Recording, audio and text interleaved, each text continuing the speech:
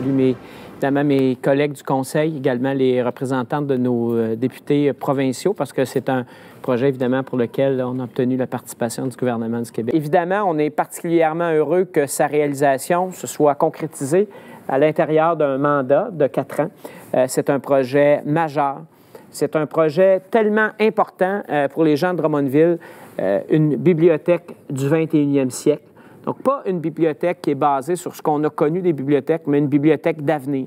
Évidemment, d'ici là, nous, on ne ménage pas les efforts pour maintenir la qualité des services parce qu'on va quand même, malgré qu'on est en période de travaux, vous offrir ou maintenir certains services à la bibliothèque. Mais évidemment, on va redoubler aussi d'énergie pour réaliser les dernières étapes du déménagement qui sont celles qui vont occuper l'équipe de la bibliothèque de manière encore plus intensive qu'à venir jusqu'à maintenant.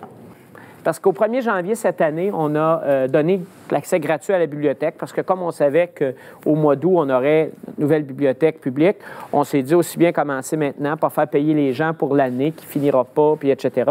Donc, rendons ça gratuit. Je l'ai répété souvent, l'accès à la culture, l'accès à la lecture, ça ne doit pas être une affaire de portefeuille, ça doit être accessible à tout le monde. Et on est très heureux de vous dire aujourd'hui que depuis la mise en place de la gratuité en janvier, on a noté une hausse de 230 % des abonnements à la bibliothèque.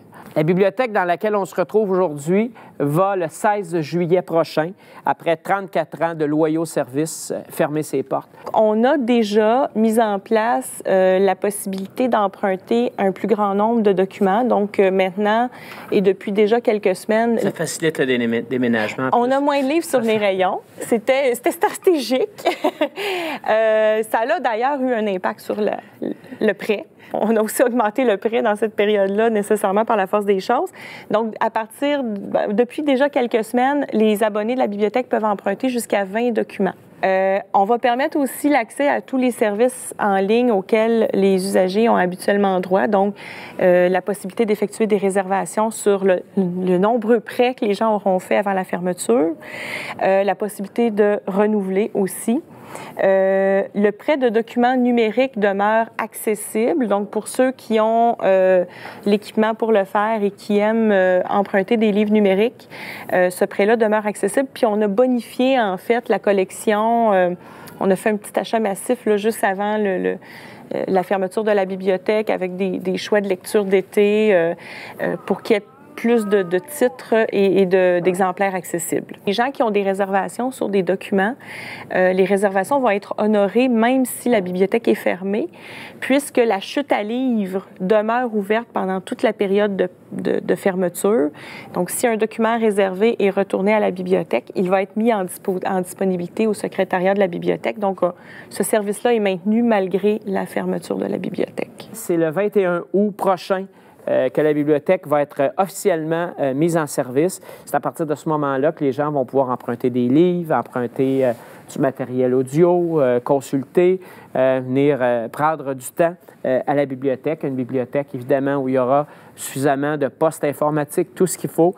Et une autre des bonnes nouvelles qui est associée à ça, c'est que les heures d'ouverture de la bibliothèque vont passer d'un total de 53 heures à 65 heures par semaine. Les citoyens vont avoir en fait accès à un service téléphonique pour des questions, demandes de précision et autres, aux heures d'ouverture de la bibliothèque actuelle.